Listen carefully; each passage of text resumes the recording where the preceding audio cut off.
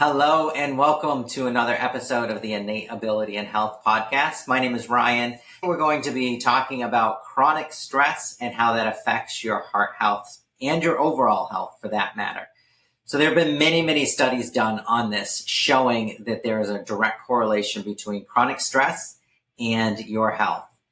And there have been many studies done regarding how this affects your heart health specifically. I'm going to be referring to a very interesting article called Stress and Cardiovascular Disease, a review. It was actually published by the American Heart Association in Circulation in 2021. And they found that chronic stress activated specific parts of the endocrine system and the sympathetic nervous system, which resulted in persistently elevated cortisol levels. So just to clarify, sympathetic nervous system, this is your fight or flight response aspect of your nervous system. Cortisol is a hormone that can be raised when a person goes into fight or flight, and that can lead to complications if it remains out of balance. And your endocrine system, of course, regulates all your different hormones in your body. So when various parts of it get activated needlessly, it can result in disruptions that lead to poor health. Specifically, what's referred to in this article is that these hormonal changes contributed to systemic inflammation. So inflammation throughout the entire body, endothelial dysfunction, increased cardiovascular risk, including hypertension, AFib, and myocardial infarction. So you get an idea that chronic stress is something that you really have to give its proper importance to. It's almost a given to some people that stress isn't good and it's going to lead to some trouble, but what can you do about it, right? It has to change. That type of look at it doesn't get the results you need to get in order to resolve the different health problems that can result from chronic stress. So let's start with a little bit of diving into stress. So stress isn't just a mental, emotional thing. People think, I'm stressed. It's just how I feel. It's just, I get a little run down, depressed, but it's no big deal. I'll deal with it. The truth is that when a person feels those things, when a person knows they're under stress or doesn't know they're under stress, but there's a cascade of physiological changes in the body. What we just talked about with the hormone balance going out is just a part of it. When you experience stress, whether that's a tough day at work, relationship challenges, worries about finance, worries about your future, whatever it may be, your body goes into this sympathetic state, this fight or flight response. And there's a certain part of your endocrine system that gets activated that has to do with that fight or flight response, has to do with your adrenals releasing cortisol and getting into that mode. And these systems were used by the body to protect you in emergencies, acute situations where you had to run fast and get the heck out of there or fight for your life or whatever it was. In the modern world, they tend to get activated and stay on because of the nature of the lifestyle we're living. So we have to learn how to handle those and get rid of the reason that they cause poor health results. Now, that said, just to clarify right away, we're not talking about Band-Aid actions to just figure out how to cope with stress a little better, or this is another example of if I do yoga twice a week and meditate for 10 minutes every other day, everything's going to be good and I got my stress under control. That is such a disservice for people to think that that's how it works. So I really want to help you today learn how to get to the root cause of why your body reacts poorly to stress and why it can lead to heart events that are very detrimental to your overall health. And beyond your own well-being, knowing these things can help you save another life or help someone you really care about and you want to ensure that they are doing well. So realize on the physical level, these high cortisol levels, these endocrine imbalances lead to very tangible things. High blood pressure, increased blood sugar, and we know that high blood sugar has a whole slew of problems that we won't even get into today beyond heart disease, but definitely contributing to heart disease. Of course, we talked about inflammation and also the strain that it puts on your entire cardiovascular system. This, done for years, can cause a lot of damage. And for most people, it has been done for years. Let's be real, right? So first of all, high cortisol, you may feel wired, you may not feel wired. It doesn't, just because you don't feel like you're stressed and wired doesn't mean that you're not experiencing some of the ill effects if there are chronic stress situations in your life. So this whole idea of just blocking it off in some sort of little box or whatever people think they do, and that's how you deal with stress and now it's gone, that's not the way it works. Let me make a comparison here. So person comes in and maybe they're seeing a functional doctor, naturopathic doctor, and they say, I know that I've got a lot of inflammation in my body because I eat too much sugar and I drink a lot of caffeine and I drink alcohol, but what can you give me that will reduce the inflammation? That's all I want. And first of all, the functional doctor is not going to do this ever. But what if you just took some, say, turmeric, and that's what you're doing to lower your inflammation? I'm taking this pill, it's going to lower my inflammation, and therefore I can eat whatever I want. I continue to have lots of inflammation in my body from having high insulin, from all the sugar I eat and the alcohol that I drink, right? Obviously, that's not correct. Obviously, that makes no sense to anybody, especially if you're in this world listening to this podcast. You probably know that's not the way it works. The same thing applies for stress. If you say, okay, I have a lot of stress in my life and I'm way behind on things financially, my relationship with my spouse is very strained, my kids don't talk to me that much anymore, but you know what? I've decided it's all good. I've just released it into the universe and I'm fine. Yeah, it's all good. Okay, it's the same thing. You haven't actually handled the stress is still sitting there. You're just deciding that you think it's no longer stressful. I can tell you the numbers in your blood work and the eventual health complications will tell you a very different story. And you have to start realizing that that is the truth. That is the way it works. And then you can go about learning how to do something about it. But the first thing is to, just like they say, you have to admit that there's something going on before you can start handling whatever is going on. This is very true in all sorts of areas, right? So the research done by American Heart Association in this review, it just makes it crystal clear. Not that there aren't a ton of other studies that we couldn't refer to, but since people know about the American Heart Association and they understand articles written based on science and trust those things, I'm actually bringing that up so maybe it can give you some more awareness as well. So managing stress is not optional, and managing stress with Band-Aids is not enough. You've actually got to dig in and find out what's going on. And of course, this isn't to discount the fact that you have to be eating really well and you have to be taking care of yourself. You can't be on the standard American diet and you can't be having a lifestyle that is terrible, that doesn't allow you to take care of yourself, right? These are factors as well. But the aspect of actually getting to the root cause of why that particular type of stress affects you in this way is something you have to handle as well. For example, I've worked with people who have super high stress jobs and you'd think that they'd be a mess, but they're really put together and their stress levels are not actually that bad when you measure them, right? And then I've worked with people who have very low stress lives, but the littlest thing sets them off. And the next thing you know, they're having palpitations, their digestion's off, they're depressed, all these different things. So there's a reason why people react differently. It's just like with food. It's a reason why some people can have gluten and some people can't. There's a reason why some people can experience certain types of stress and have it not affect them, and another type of stress will definitely affect them. I haven't found anybody who's 100% stress proof. There's usually a weak chink in the armor, so to speak. And once you found that and you repair that, then the person's really bulletproof, as much as we can be in given how life works.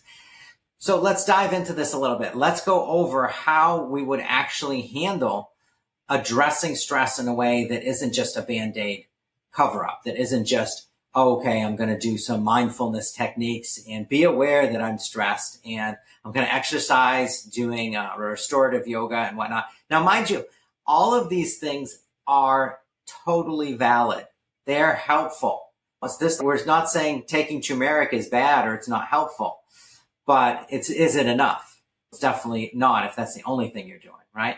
If you want to meditate, if you want to go on long walks at sunset, by all means do. They will definitely help.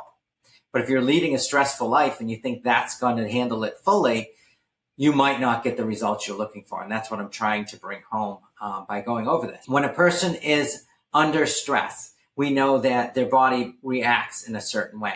Well, your mind reacts in a certain way as well. And the reason your mind reacts in that way has to do with the way you process things in your life and the way your emotions are hardwired to react in your life.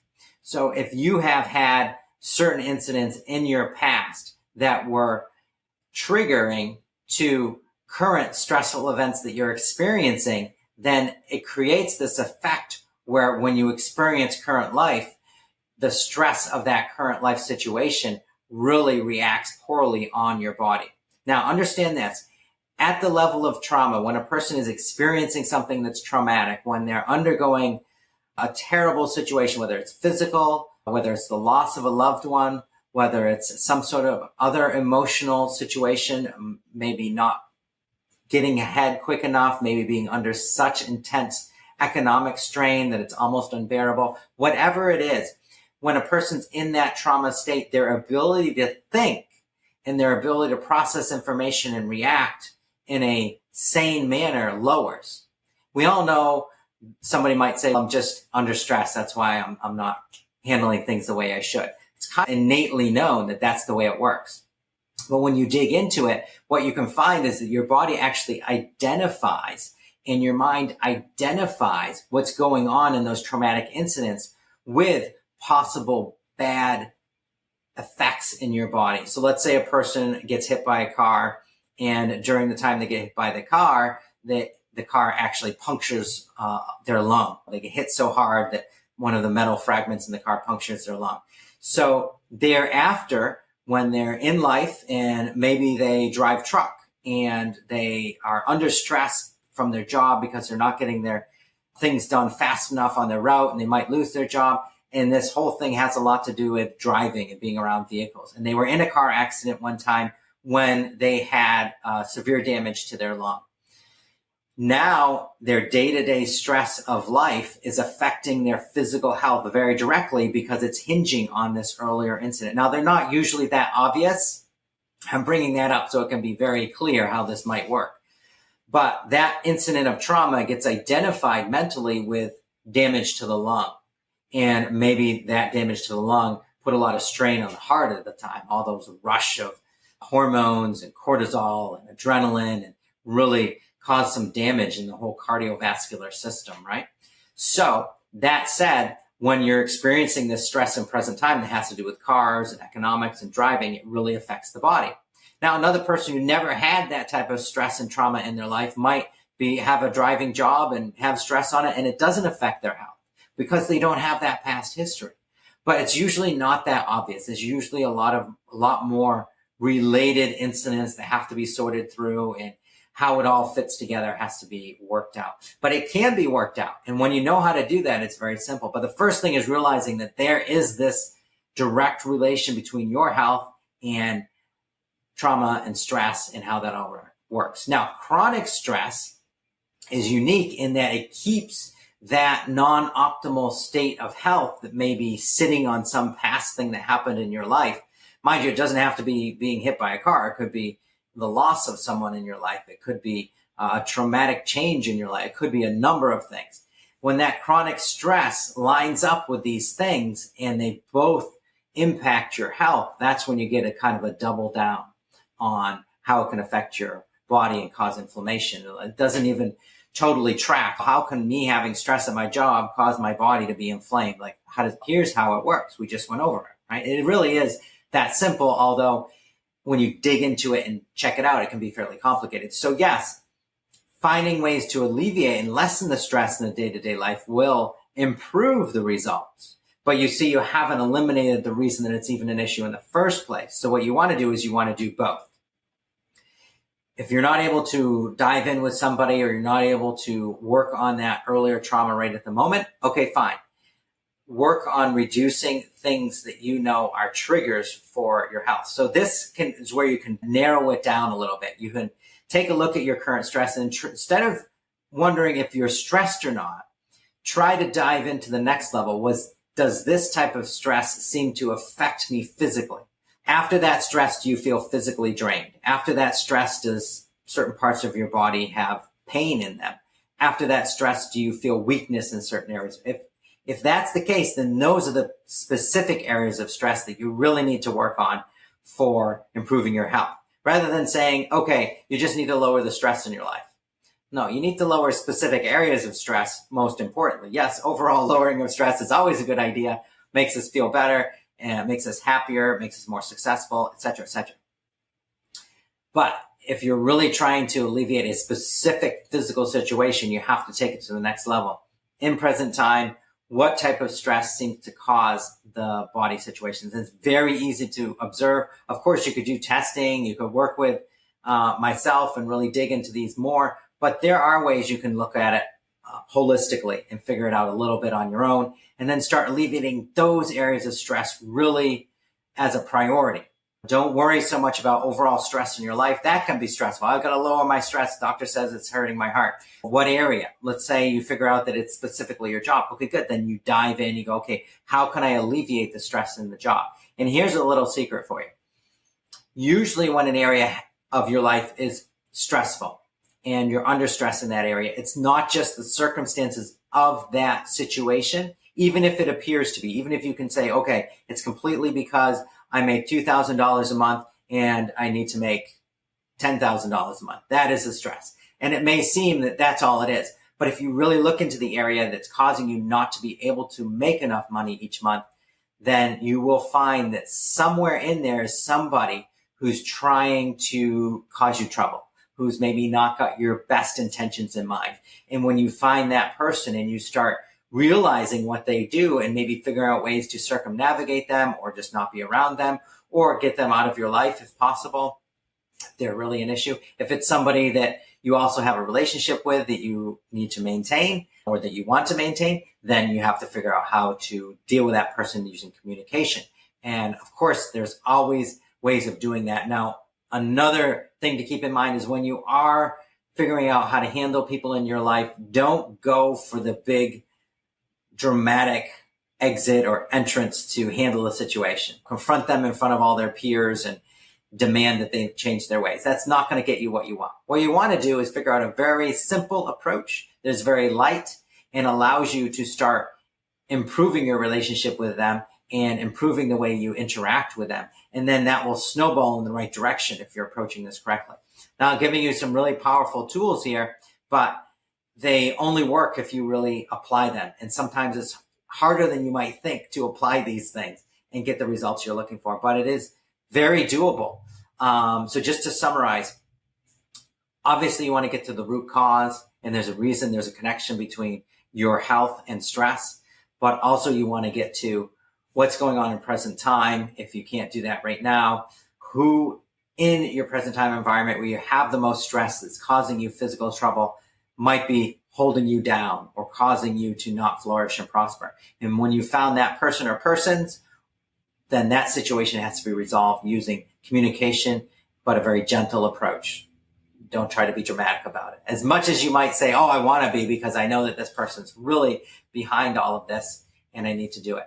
Now, all of this said, it's also very, very important that you don't adopt a victim attitude about this. Oh, that person's the cause of the way I feel and my stress. Oh, that situation is the cause of it.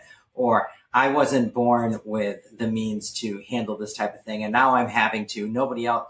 All of these things, blame, they're not going to help you alleviate the stress. They may make you feel justified in the moment and raise your spirits a little bit momentarily, but you really have to decide that you're responsible for the situation you're in, and you understand that there is something that can be done about it, and you want to do something about it and pursue it and use these tools I just went over and get some results. And when you've gotten some results, fortify yourself with those results and go for the next level until you get to that point where you know that stress really isn't affecting you.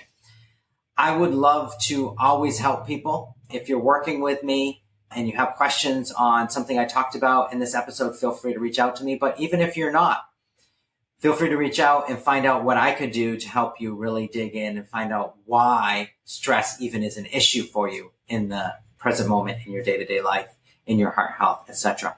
If you have any other questions unrelated, of course, you can always reach out to me as well. Use my email, cm@naturalheartdoctor.com, or follow me on social media at Ryan Mark Kimball, and you can reach out to me any of those ways. I always like to help people. That's why I do this. That's why I present this information. And if you're someone who wants to start incorporating these to help others, of course, same thing. Feel free to reach out to me. I'd love to give you some tools that you can use to help people that may be working with you that you know are undergoing stress, and it's part of what they need to fully get to where they want to be and have that optimal state of health, optimal state of success, optimal state of happiness that we're all reaching for. So thank you very much. I will see you in the next episode of Innate Ability and Health.